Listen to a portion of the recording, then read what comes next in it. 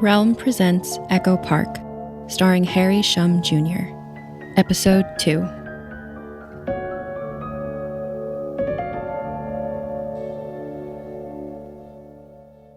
James. Santa Monica State Beach, August 17th. Me and the man with the gun sit in awkward silence as the car cruises towards the beach.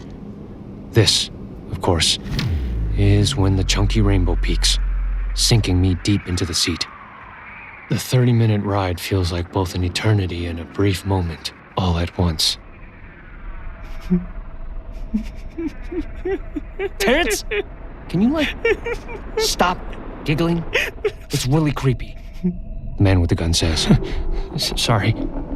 Takes me a second to remember that Terrance means me, but I'm currently sharing the car with my missing Echo's wannabe kidnapper. Well, not wannabe. I am being kidnapped. I almost burst out laughing again when the car reaches the beach parking lot.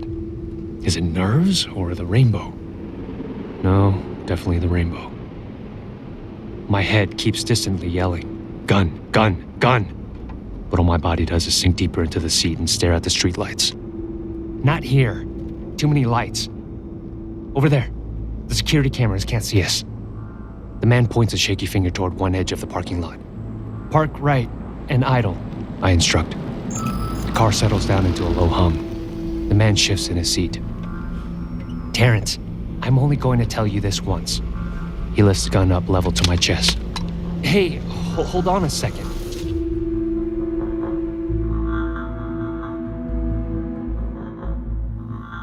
Look, Terrance, I'm not kidding.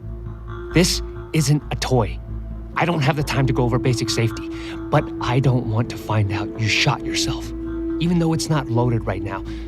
I tune him out and focus on the actual gun lying in his hand, barrel pointing toward the windshield, away from either of us. Now that it doesn't seem like I'm about to get murdered, I can see the gun has been 3D printed. The carbon plastic weave is a kind of a dull matte black, and while the shape shouts gun, the blocky angles remind me of the kid's drawing of an object. I reach up to accept the gun. Look, don't worry. I mentally swipe through the acquaintances, panicked that I have no idea what this man's name is. Wait, Terrance did mention of Floyd a couple of weeks ago. Another clone sad sack who was having trouble finding work. Terrance talked about giving Floyd a little bit of his urine money to do odd jobs and run errands. By errands, I figured Terrance meant picking up dry cleaning, not illicit arms trade. I try again. Look, don't worry, Floyd.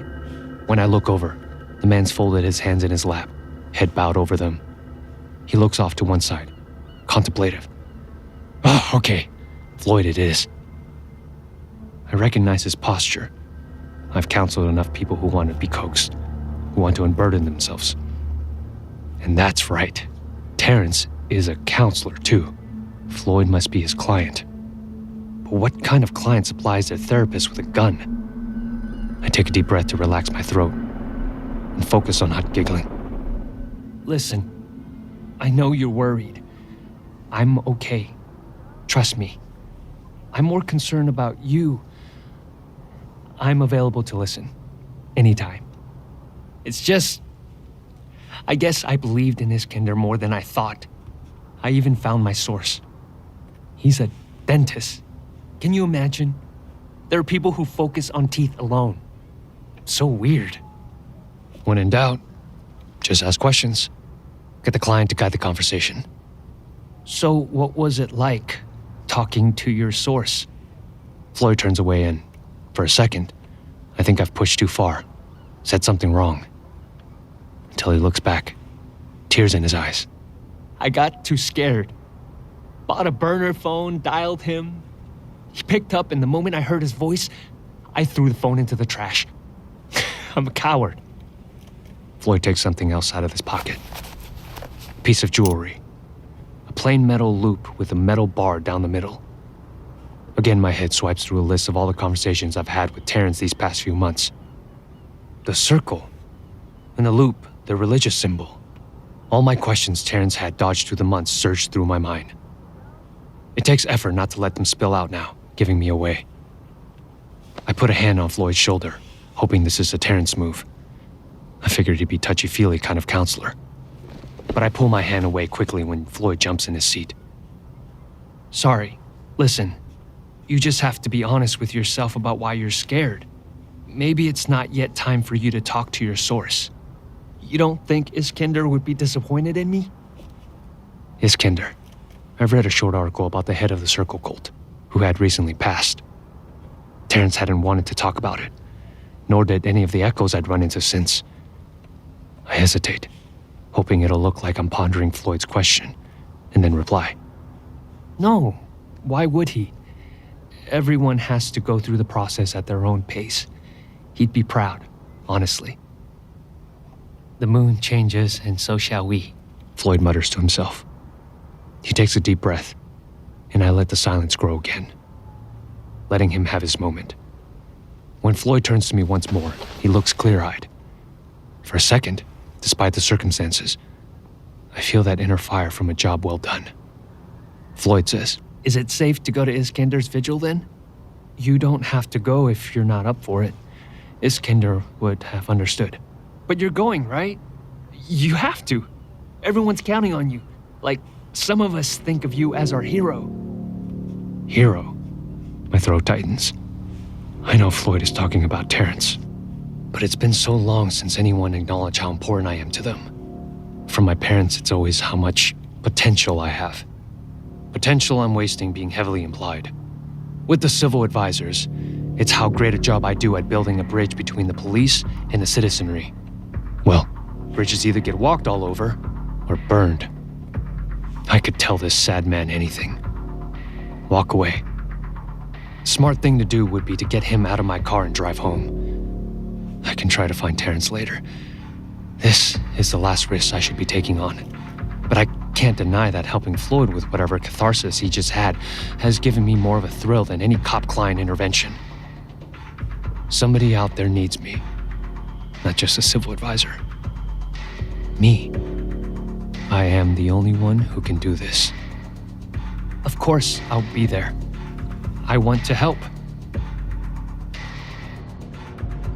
I drop Floyd off a few blocks away from where the vigil is supposed to be. En route, I remind myself not to call this place Doubletown out loud. I've been spending a little bit too much time around the police precinct. I'm starting to pick up their slang. None of it pro-community or pro-clone. No, not clone. Echo. I tell Floyd I'll see him inside, but the second he exits the car, I think of turning right around and going home. It's late enough that my parents will be asleep, so no "where have you been?" interrogations. The rainbow has worn off and the world regains a sharp edge, making everything too immediate. What am I going to do? I'm not going to fucking pretend to be Terrance all night. At some vigil where everyone is counting on me, as Floyd said. A vigil for a supposed cult leader. Maybe Terrance is already here, I tell myself. Maybe he just forgot our meetup, and forgot his phone, and forgot to leave any notice behind. I jump. This needs to stop happening. I turn to see a white woman standing next to the driver's side, giving me a small smile. She wears a tailored gray business jacket and slacks, with a white collared shirt and black silk tie beneath. A polished corporate look that contrasts with her pixie features. The only thing that seems out of place is her brunette hair, hanging in slightly disheveled waves down to her shoulders. I figured she wears a suit to compensate for her looks, to get people to take her seriously. But something about her still seems off. An intensity in a way she holds a practiced smile. Her hazel eyes have a wild laser focus.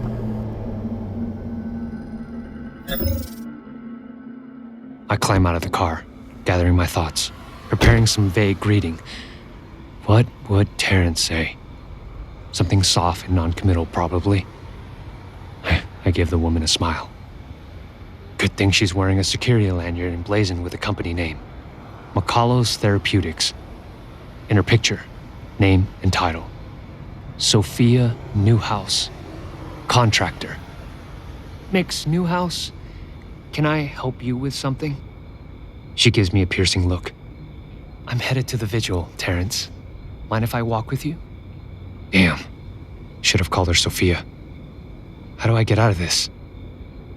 I could tell her I need to run an errand first, or that I need to stop by my place to change into something more appropriate. It would be an easy white lie.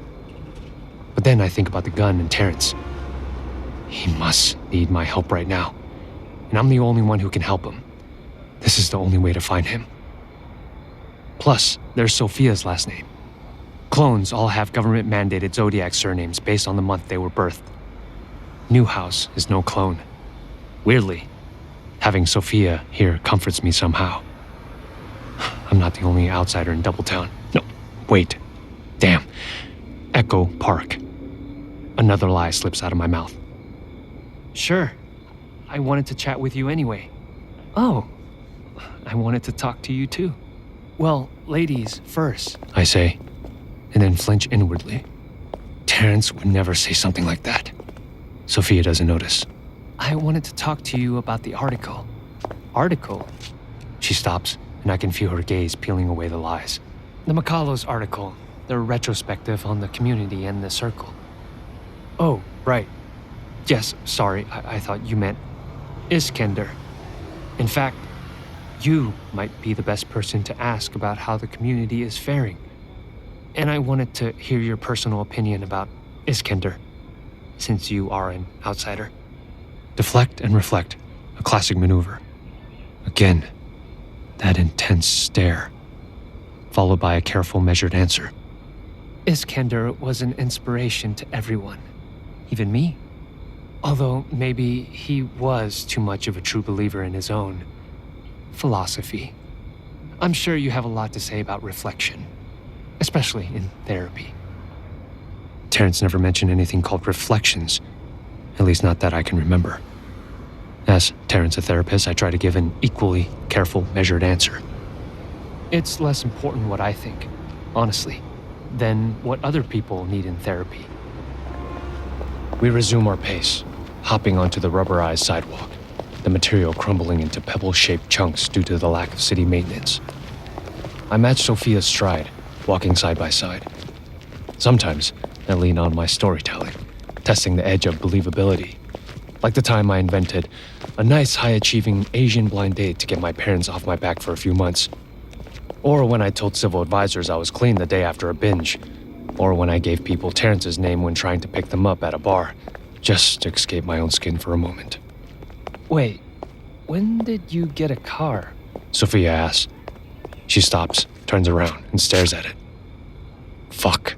It's a rental. I needed to get out of the city for a bit. Ah. I don't suppose Charles was with you. I thought he would be making a public statement for the vigil, but he hasn't posted anything.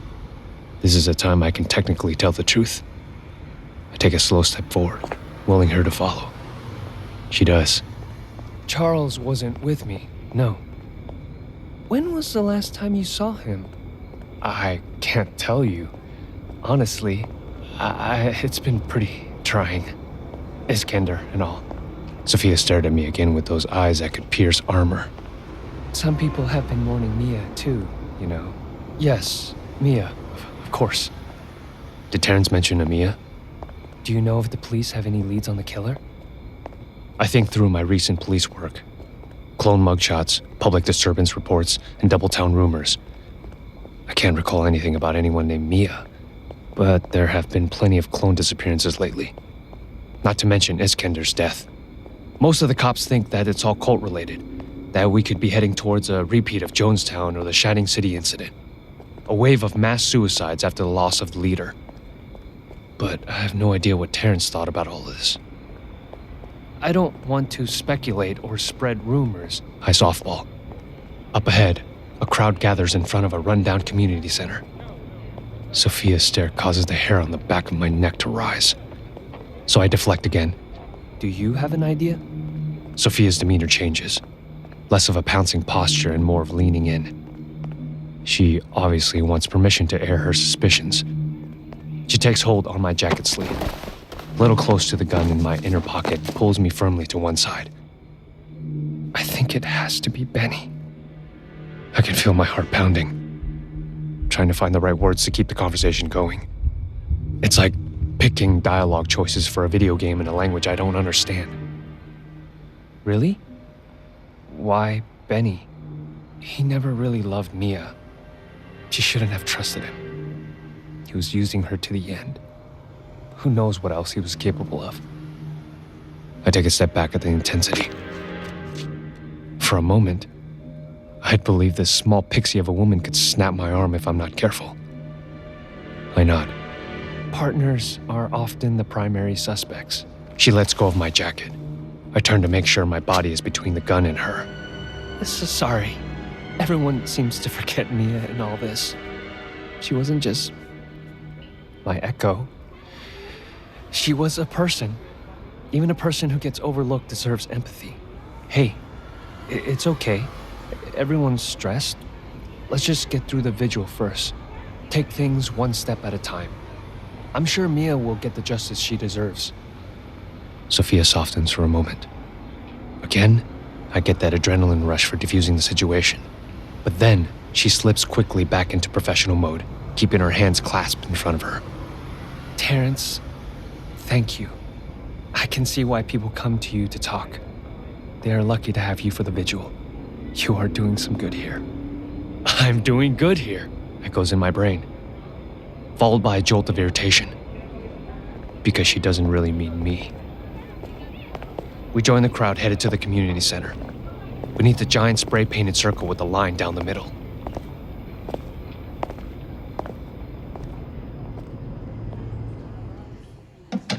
The run-down community center doesn't have much to it. The main room has gray office carpeting full of tears and runs.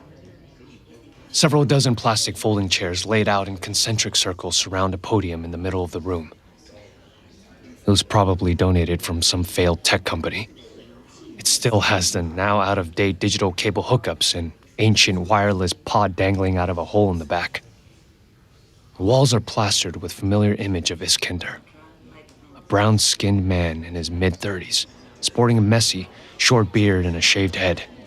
He's got sad eyes, but in every image, he wears a wide, toothy smile. What catches my eye are the several dozen symbols around the space, too. Circles with a line down the middle, some drawn, few shaped in reclaimed metal, and even one carved out of polished wood. I note that Sophia decides to hang by the doorway to the main hall. There, but obviously separate from the others. Phone in her hand, fiercely typing. Does she choose to keep herself separate, or do the clones ask her to? From my experience, most clones are hostile to anyone on the outside. So it's saying something that she was invited here in the first place. What will happen if they find out who I really am? I sit down in a chair on the outer ring, nerves jangling. Hey, what are you doing there? I look up to see a whole range of faces staring back, all with that warm, friendly, unnerving smile. Sitting? Terrance, you belong up in front. Iskender felt you were also center of the circle. People start pulling me out of my seat, gently, but still. No, it's okay. I try to wave them off. I don't need to be in the center. Don't be modest, someone says. You deserve it, Terrance. Terry, what the fuck did you do? I stand to keep from getting bowled over. The crowd herds me into the middle of the circle of chairs. I plaster on a smile, keep into small talk. Weather and source news. I can't figure out why everyone is thanking me, thanking Terrance. So much. Where is Roque? They should be here too, someone says. Great, another name. I follow the many pairs of eyes toward the back of the room, to two people in an intense conversation. One of them, tall and scarecrow thin, wears a second-hand blue suit, or more like the suit wears him. His pale, white skin flushes red in frustration as he argues with someone I assume is Roque, a heavy-set Afro-Latinx wearing a black suit jacket, a dark gray collared shirt, and a simple black tie. They wore black slacks, the whole outfit contrasting with what looks to be second-hand army boots. Everything about Roque is sharp and measured. From their undercut and the side swoop of their black hair to their plucked eyebrows. Someone in charge. Someone in control. What really catches my attention, though, is her deep brown eyes. Roque, is it really a good idea for you to wear that right now? The Scarecrow says, loud enough I can hear him halfway across the room. Roque gives a polite smile and gestures to a metal pin on their lapel. A circle, missing the central bar. I didn't intend to start a fight, Enzo. Iskender and I never asked each other to give up our ideals, and I would never ask that of you. Scarecrow Enzo backs off. I spot his own lapel pin. The circle, with the bar. Some people say the circle is broken. It's only broken if they decide it's broken. I'm not the one breaking it. The only thing Terrance ever said about the circle was that it was personal. Up to interpretation. Like any religion. He did drop hints that disagreements within the circle made him uncomfortable. But I can't remember Terrance carrying either one of those symbols. Which came first anyway? With the bar or without? Enzo moves to the seat in the outer circle. Roque walks to the podium and smiles. Right at me. For a moment, I forget where I am, and my pulse skips a beat. Terrance, thank you for arranging the vigil and for helping out with the funds. The funds? Is that what Terrance does with the urine cache? For me is too. We've never had to handle this sort of thing before, and the circle appreciates it. Thank you. The crowd murmurs in agreement. I suppress a pebble of irritation. Would these people all still treat Terrance like a saint if they knew where he got his money? No. I should be the saint. I'm the one who pays him. Roque frowns, as if they sense the direction of my thoughts. I know we've disagreed about a lot of things, but you helped me too. I appreciate it. Come here. Come here. Roque, it's okay. I'm here to help. Whatever you need. And I mean it. They smile, but there's something else. Something behind the smile I can't quite interpret. The only coherent thought in my head is, you really could get lost in those brown eyes.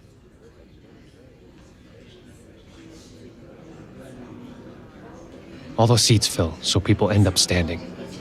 They clasp each other's shoulders, hug, weep. Reluctantly, I allow the man and woman on either side to take my hands. I wonder if they can feel my palms growing hot, slick with sweat. Roque waits patiently at the podium. The mourners all hush, as if an invisible hand swept through the room. Roque speaks from memory, with careful, measured words. They obviously have a talent for public speaking. One way to judge a person is to acknowledge what they did. How their ripple in the ocean turned into a wave. Iskender founded the circle, giving us a space to be within. And though he and I disagreed on a number of things, we found common ground on one thing in particular. The crowd murmurs. Families are made, not born. A standing woman waves away offers of hugs and runs out. When I turn to look at Roque, I find them staring at me. In fact, everyone is staring at me. Roque leans around the podium and whispers, "Aren't you going to check on her?" I thought maybe she needs space, I say. They arch an eyebrow. Sarah's been taking Iskender's death really hard. I thought you had a session with her. I didn't want to overreach. Roque softens. Some of us need a push now and then. Like, now, Terrance. Right. Yeah, I'll go counsel. That's what I do. Every eye in the room finds me, if they weren't already staring. I hold my breath as I squeeze past Roque, through the circle of chairs, tight as a crushing wall.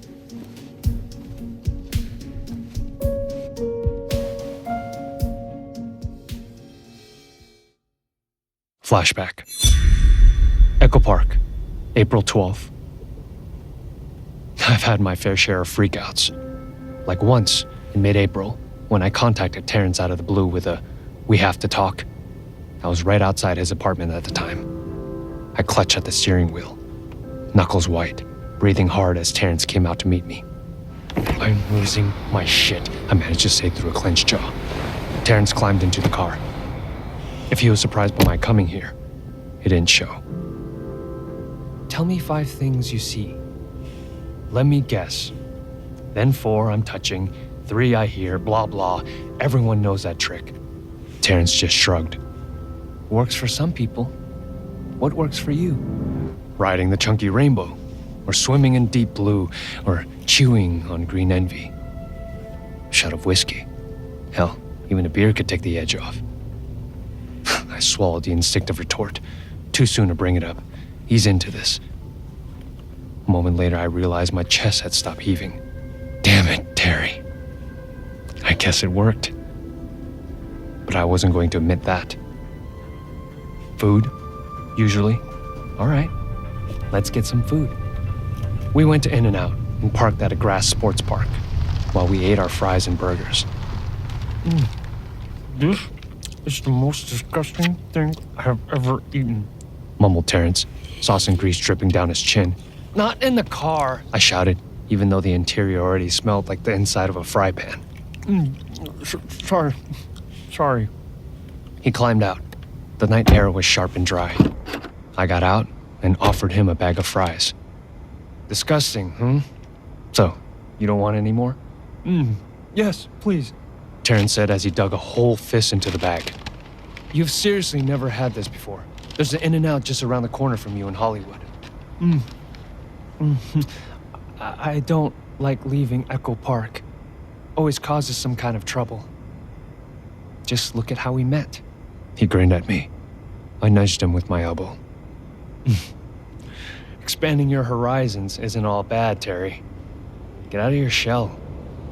Join the wider world. We are all waves in the ocean, after all," Terrance muttered to himself. "Huh? Oh, it's something we say in the circle. The retreat was surrounded by water. It was comforting." I read that you had really good food at your compound."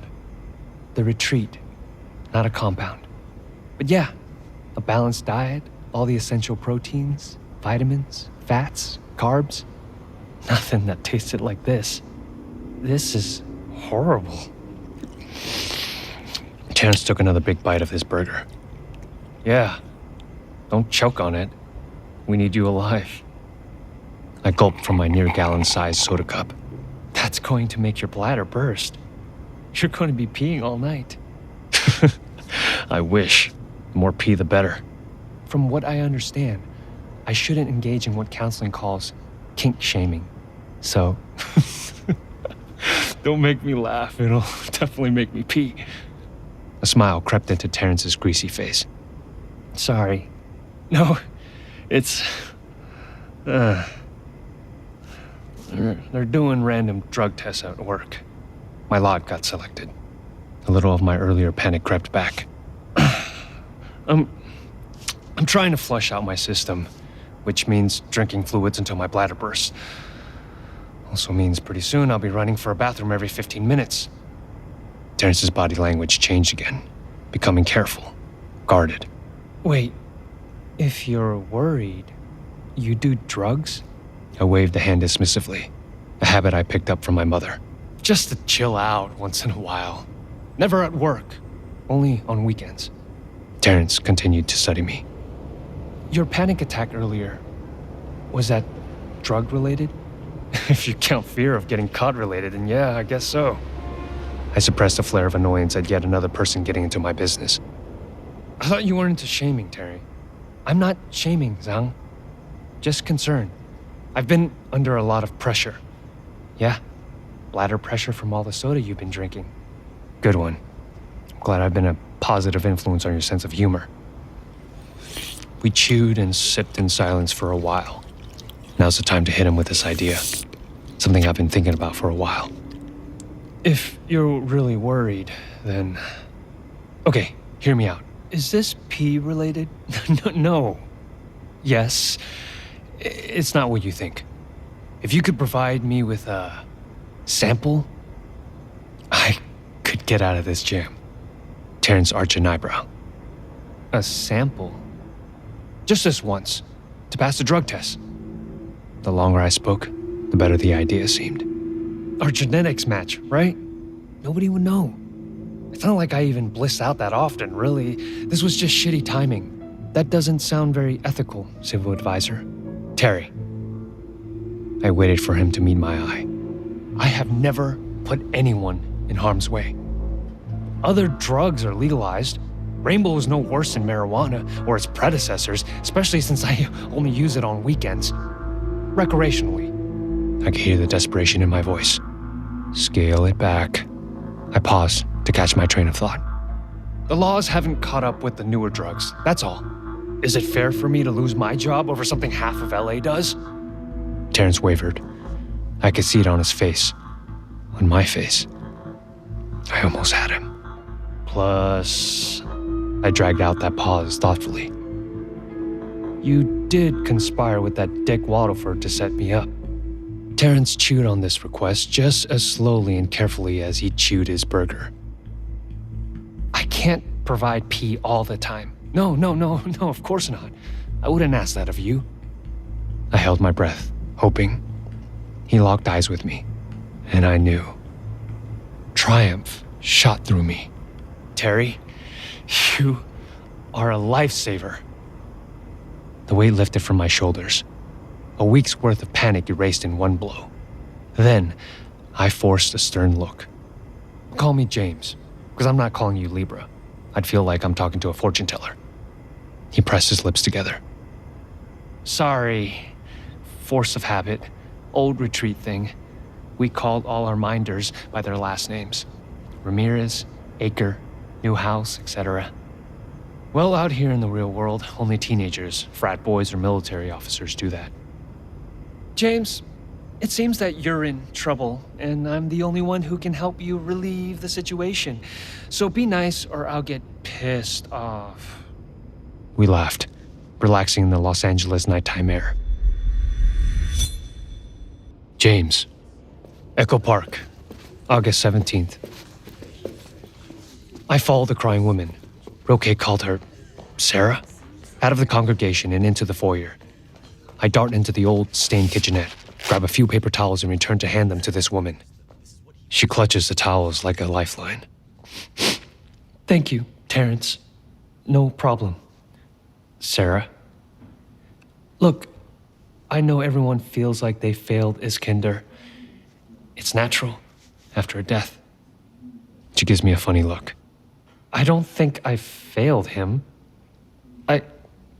Honestly, I don't know what to think. He was always too optimistic about sources, but I don't know. You don't think he was right about sources? Sarah also wears a pin like Roque's, a circle with no line down the middle. Hers looks handmade with copper wire, glue, and safety pins. I don't want to meet my source. Who cares what she's been doing with her life? I don't need a reflection. She doesn't know me. It's not like she'll welcome me as a sister.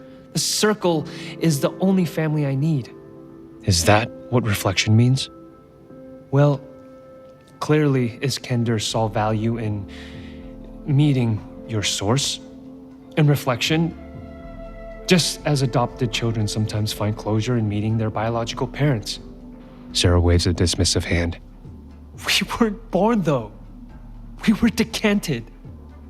We weren't given up, Terrance.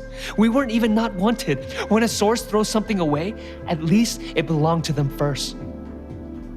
We don't even have that consideration. So why should we give any to our sources? I shift my weight, uncomfortable with the anti-source talk. Is this how Terrance really feels about me?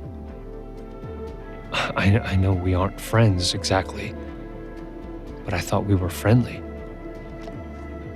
Maybe thinking about it through Iskender's eyes might help. You don't have to agree with him, just consider why he believed what he did. They found Iskender's body tied up and weighed down by rocks. Who else but a source would do that? Not all sources. I bite back the response. Sarah keeps crying, holding on to her circle. So she's part of Roke's faction. The ones who probably don't think much of non-clones. And Iskender must have led the other. Those who wear the circle with the middle bar. Who think favorably of non-clones.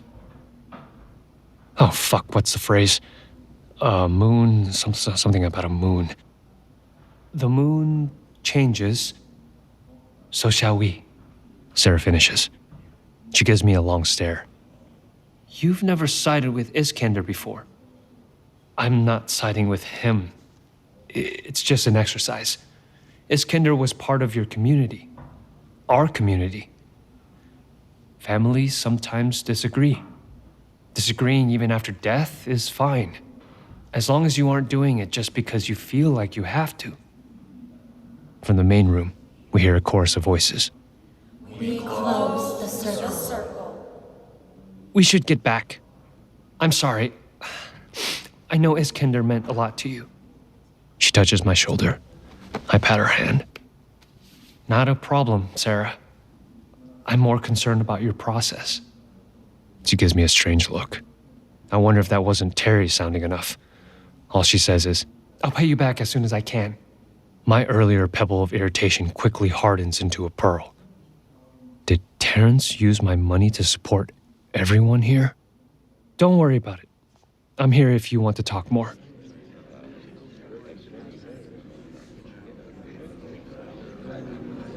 We return to the main room. People have broken up into different groups, standing and chatting. I dodge a couple of well-wishers, plastering on a polite smile. Across the room, I notice Sophia making the rounds. Embracing people, chatting like they're old friends. Why do they accept her? I'm the one who has the liaison between clones and cops. Terrance knew what kind of work I did. He could have helped me out, bring me to a meeting like this. Through the din, Terrance. I catch the sound of Terrance's name. Terrance. I glance over to see Sarah chatting with Roke. As I do, Roke looks up.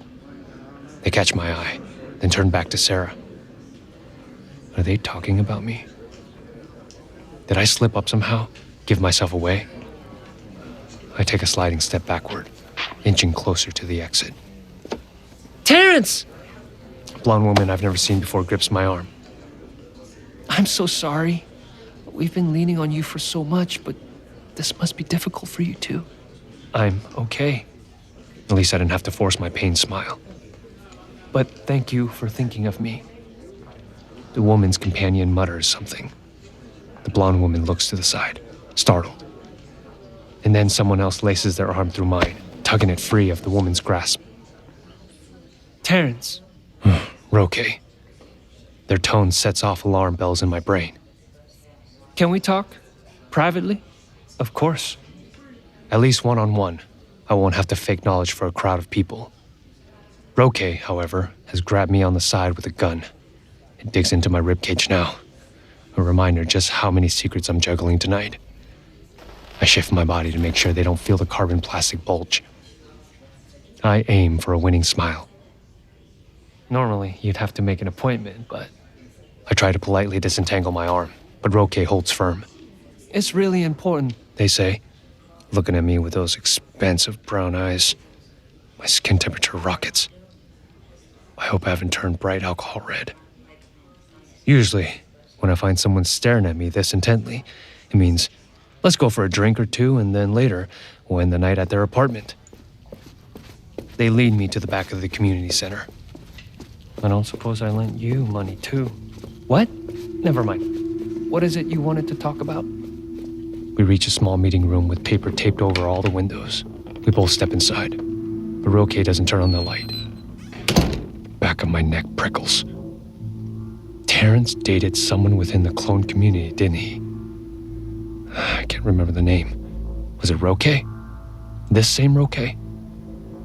Don't the clones all get unique first names? Oh, crap. I'm so lost in thought, I don't realize what's happening until Roke has slid my jacket off my shoulders.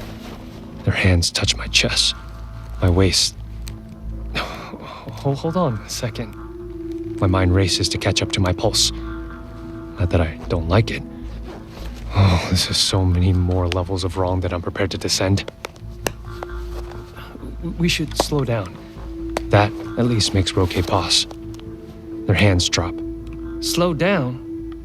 This isn't a come on. Their tone is light, almost laughing, which makes it extra confusing when my eyes finally adjust to the dim lighting and I realize what they're holding. My jacket in one hand, the gun in the other.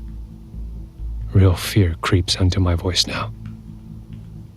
Hold on. That isn't a toy. That's a real gun?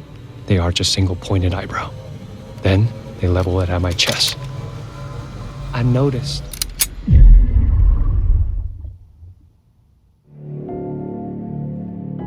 You're listening to Echo Park, starring Harry Shum Jr. and Nikki Toison. Echo Park is a Realm production. Realm, your portal to another world. Listen away. Echo Park stars Harry Shum Jr. and Nikki Toison. Written by Curtis C. Chen, Monte Lin, Millie Ho, Sloane Leong, and Jenn Reese. Produced by Rhoda Belleza, Fred Greenhalgh, Kaylin West, and Haley Wagreich. Directed by Pun Bandhu. Executive produced by Molly Barton, Marcy Wiseman, Julian Yap, and Harry Shum Jr. Associate produced by Michael Coulter. Starring Harry Shum Jr. and Nikki Toison. Loop Group actors David Chen, James Taku Leong, Constance Parng, and Artemis Snow. Sound design by Krista Giametti. Mixing and mastering by Rory O'Shea. Audio editing by Jason DeWald. Original score by Martin D. Fowler. Music supervision by Marcus Bagala. Production manager Alexis Latshaw. Production coordinator Angela Yee. Casting by Sunday Bowling and Meg Mormon. Cover art by Kendall Thomas and Louise Daisy. Executive in charge for Realm, Mary Asadolahi. Find more shows like Echo Park by following Realm on Apple Podcasts, Spotify, or at realm.fm.